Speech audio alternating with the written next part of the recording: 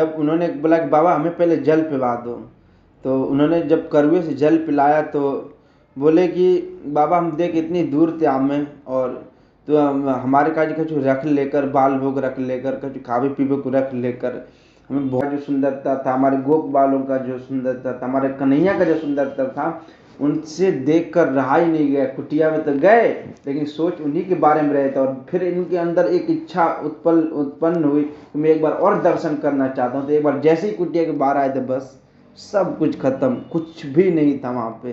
तो और लास्ट में जब उनकी जब शरीर छूटा ना, तो यही बोल रहे थे कि उनके अंतिम शब्द यही थे कि मेरे लहंगा कहाँ है, मेरा फरिया कहाँ है, मेरा अंगिया कहाँ है, यही शब्द निकले थे उनके। राधे तू बड़ भागिनी और मैं राधे तेरे दास, और जन्म जन्म मोह दीजियो श्री धाम वृंदावन को वास। राधे राधे सभी भक्तों को मैं सुनील माधवदास स्वागत करता हूँ आपके अपने चैनल ब्रज की भक्त में। जैसा कि हमने पिछली जो हमारी जो स्टोरी चल रही जय कृष्णदास बाबा की, तो वहाँ का जो हमने एंड किया था वो यहाँ पर था कि जब उनके पास जो अल्पवयस्क बाबा जो आते हैं तो उनको गुरु प्रणाली और सिद्ध प्रणाली लेने के लिए गौड़ मंडल भेजते हैं उनके वहाँ पे अपने गुरु के स्थान पे।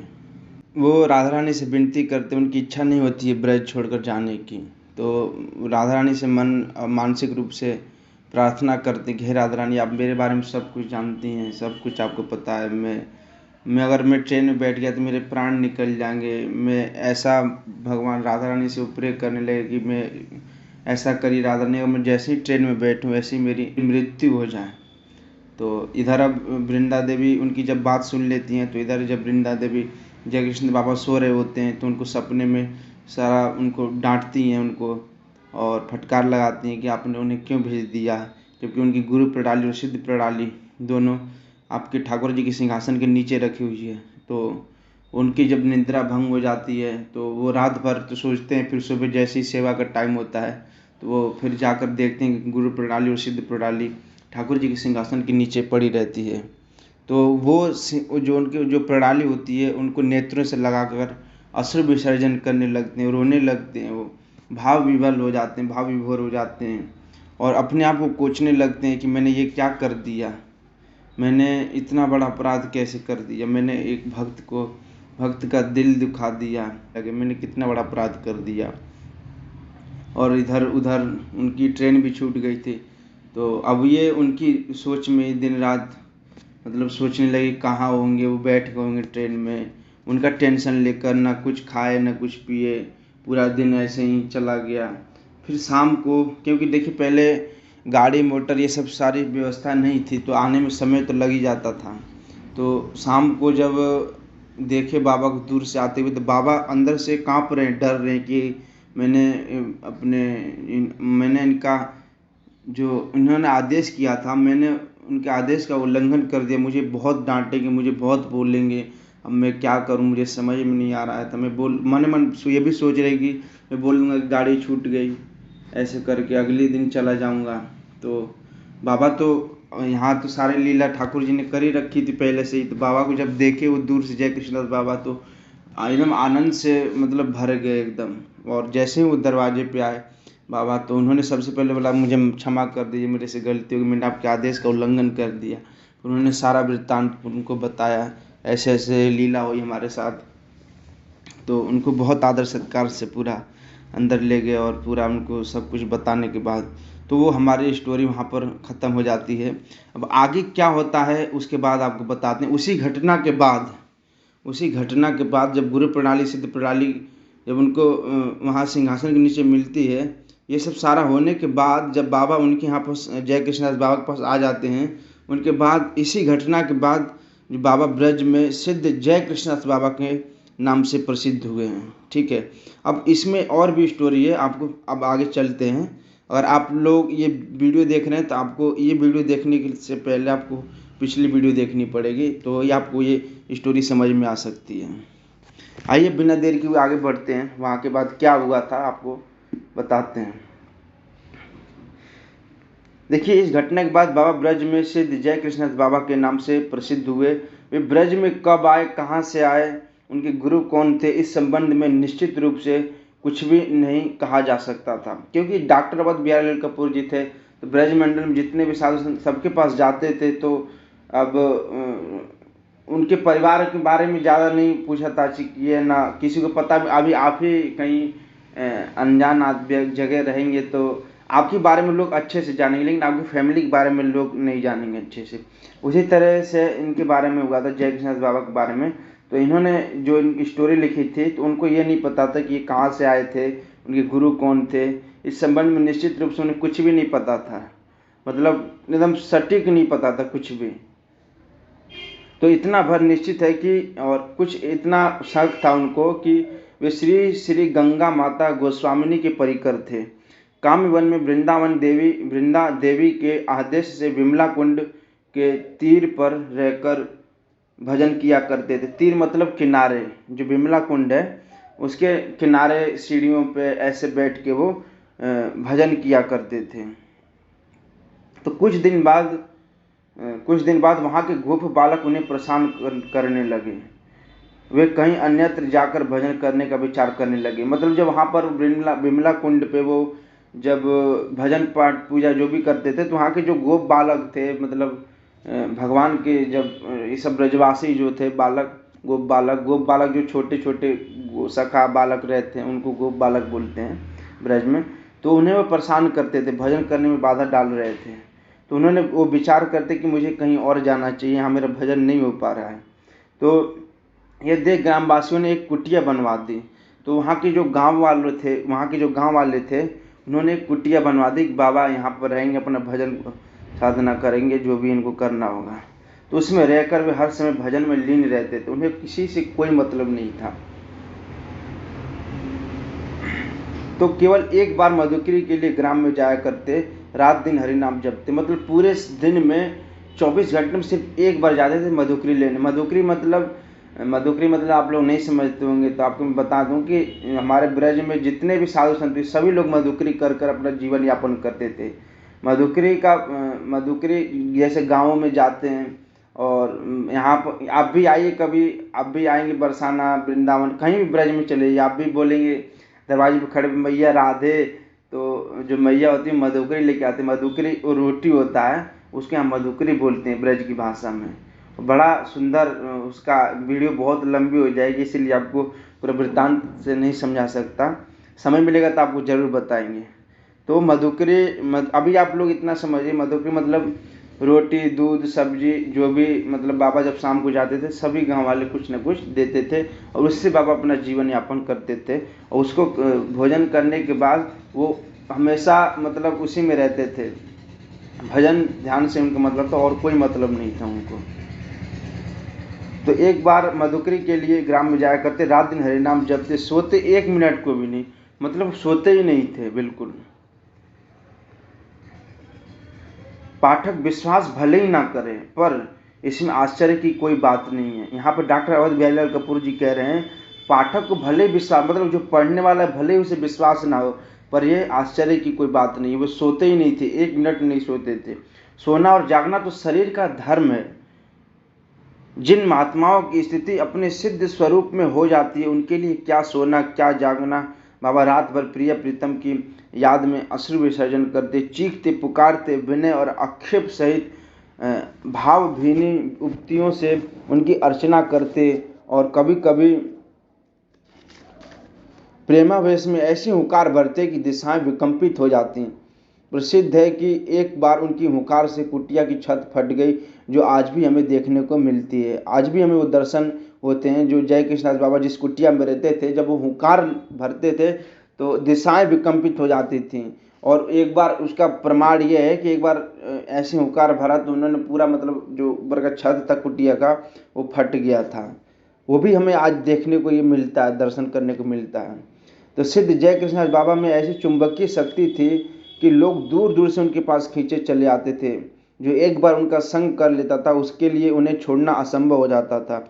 श्री श्री राधा मदन मोहन और छोटे बाबा के संबंध में तो हम उनकी इस शक्ति का परिचय पा ही चुके हैं, और भी न जाने कितने लोगों के साथ इस प्रकार की घटनाएं घटी। एक बार राधा कुंड के श्री जगदानंद दास पंडित बाबा के वेश गुरु फरीदपुर जिले के रामदीय ग्राम के महंत श्री भगवान दास बाबा जी उनके पास आए।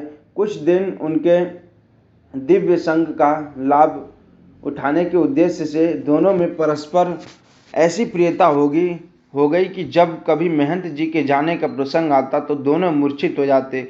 1 मास बाद बहुत कष्ट से वे काम्यवन से विदा हो सके। यहाँ पर बताया गया कि जो जय कृष्ण बाबा उसमें उनके अंदर ना चुंबकीय शक्ति थी।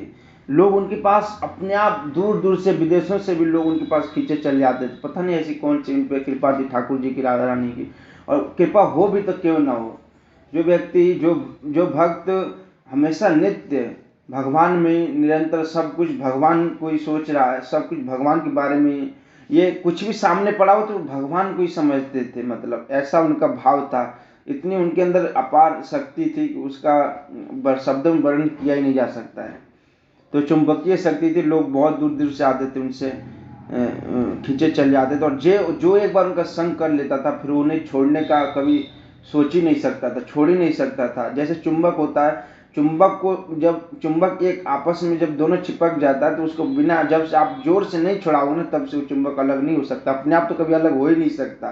चाहे मान लीजिए आपने रख दिए, कितना भी आंधी तूफान आ जाए वो कभी अलग हो ही नहीं सकता जब तक आप उसे अलग नहीं करेंगे, अलग हो ही नहीं सकता वो। ऐसी शक्ति थी बाबा में।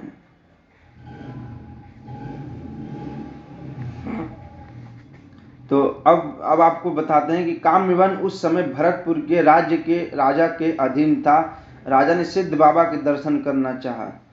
काम्यवन जो था उस समय वो भरतपुर के राजा के अधीन था। मतलब भरतपुर के कोई राजा थे उनके अधीन था, मतलब सारा वही सब कुछ देखते थे। तो उनकी इच्छा हुई कि मेरे को भी सिद्ध बाबा से मिलना है। उन्होंने ठान लिया अपने मन में, मुझे दर्शन करना चाहते थे वो, करने जाना है मुझे, ऐसा सोच रहे थे। बहुत चेष्टा करने पर भी उनका मनोरथ सफल न हुआ। इतनी चेष्टा करने के बाद भी उनका जो मनोरथ था वो सफल नहीं हुआ।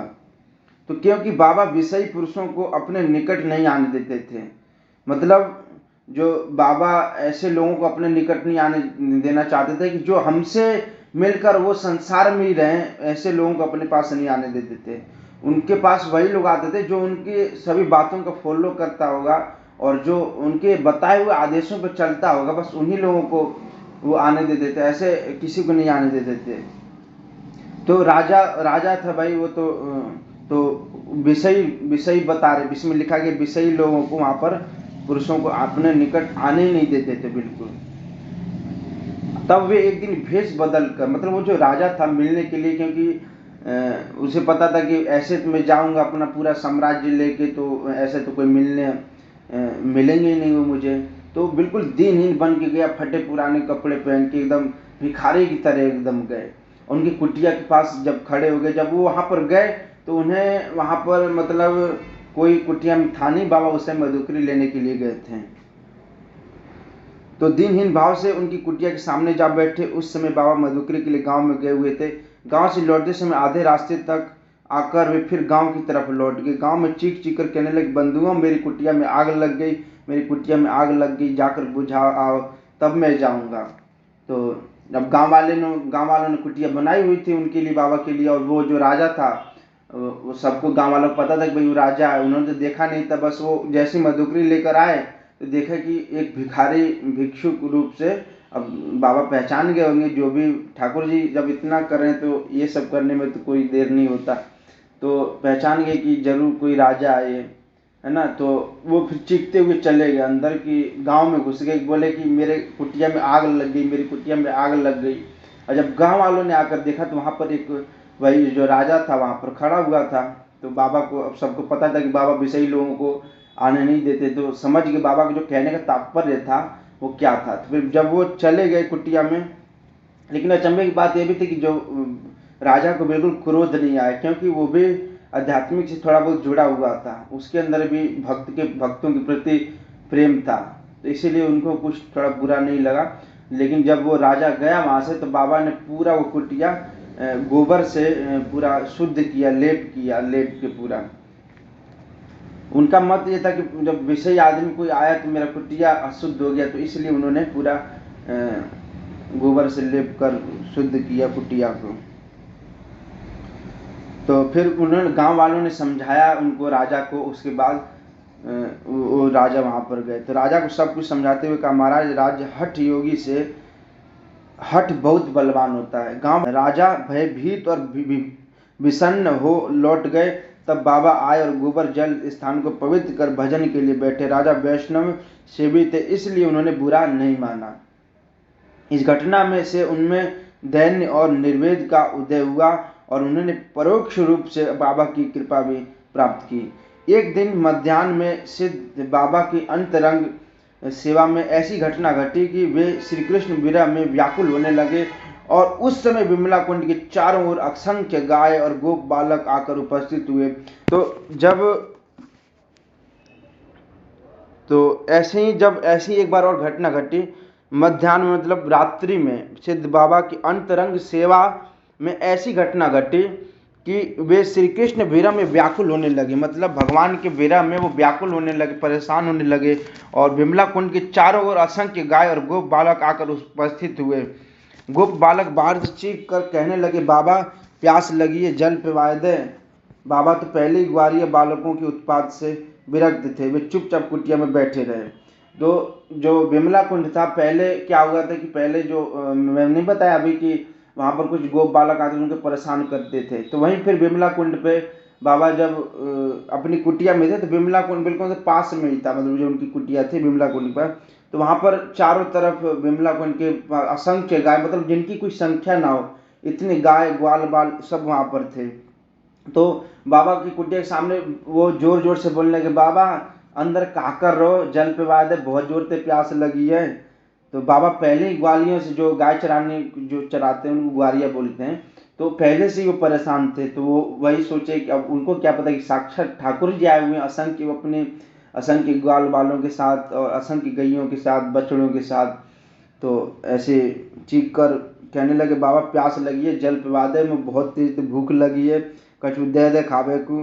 तो वे चुपचाप कुटिया में बाबा बैठे रहे, सुन रहे थे, मतलब चुप, कुछ बोलना कुछ नहीं, सुन रहे थे खाली।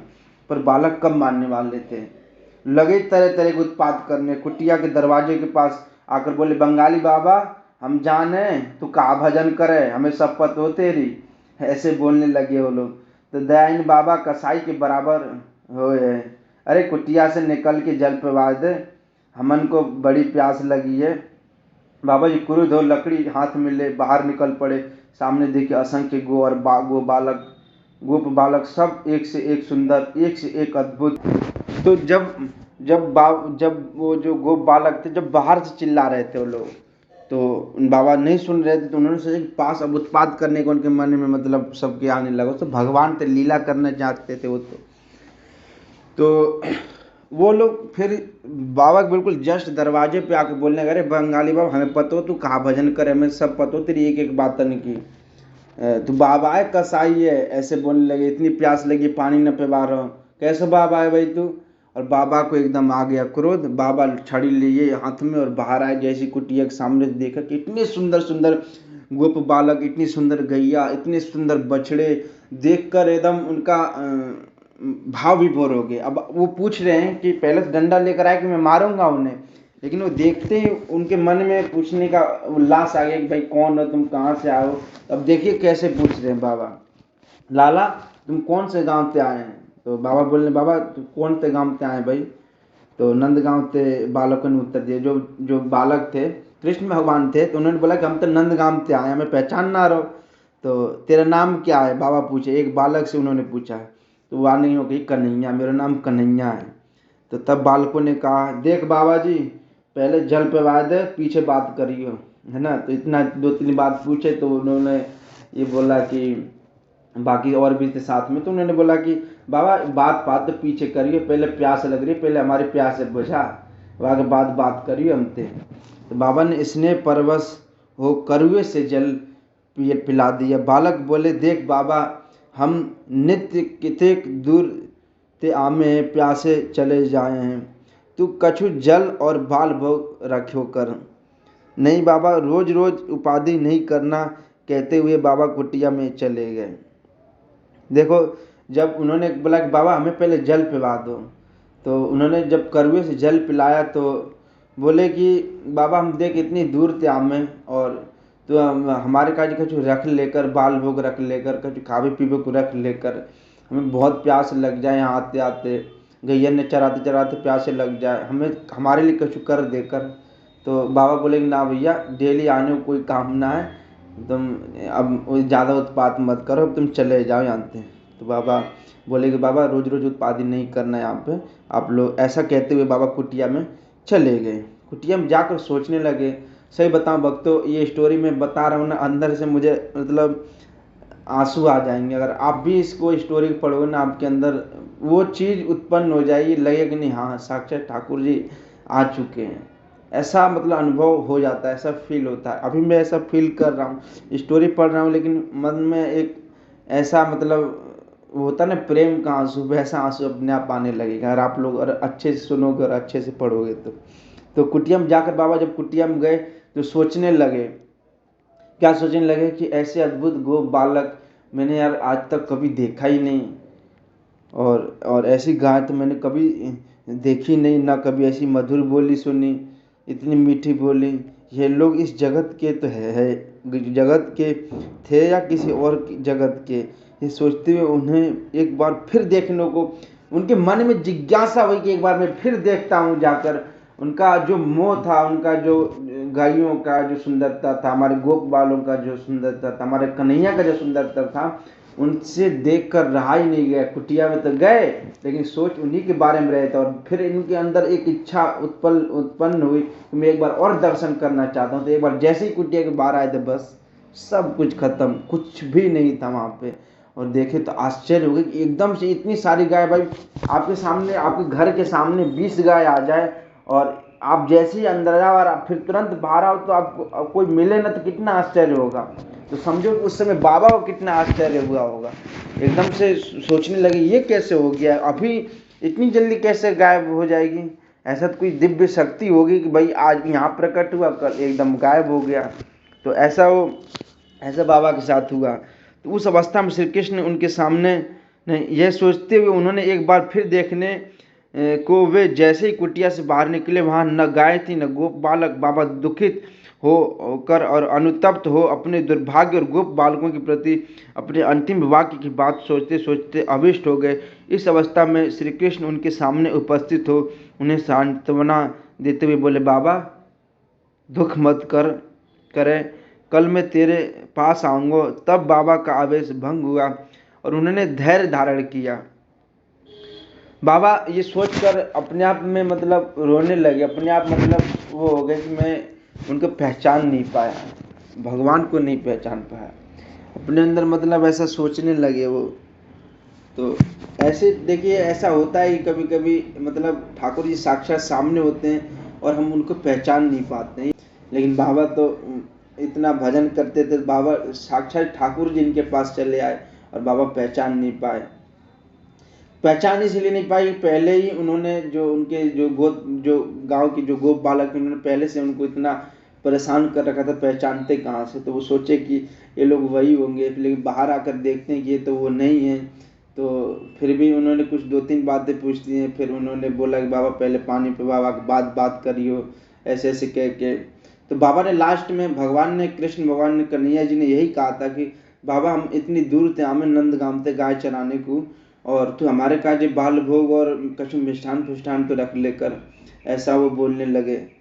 तो वो भाव विभोर हो गए और इस तरह से फिर वो अंदर जब कुटिया में गए तो बड़ा दुखी हुए, अपने आप को कोसने लगे वो भी कि ये मैंने क्या कर दिया।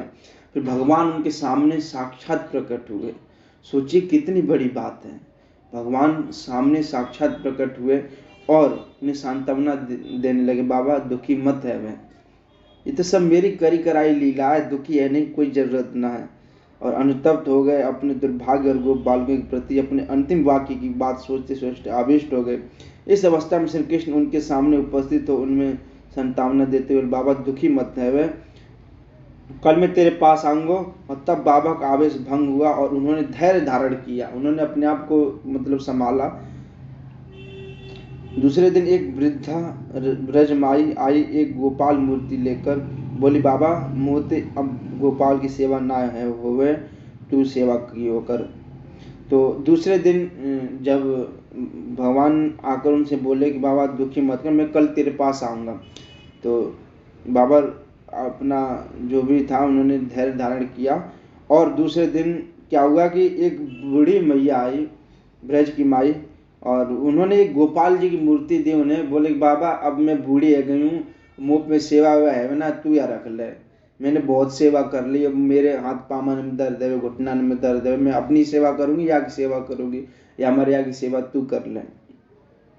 तो मैं कैसे इनकी सेवा करूँगा, सेवा की सामग्री कहाँ से लाऊंगा।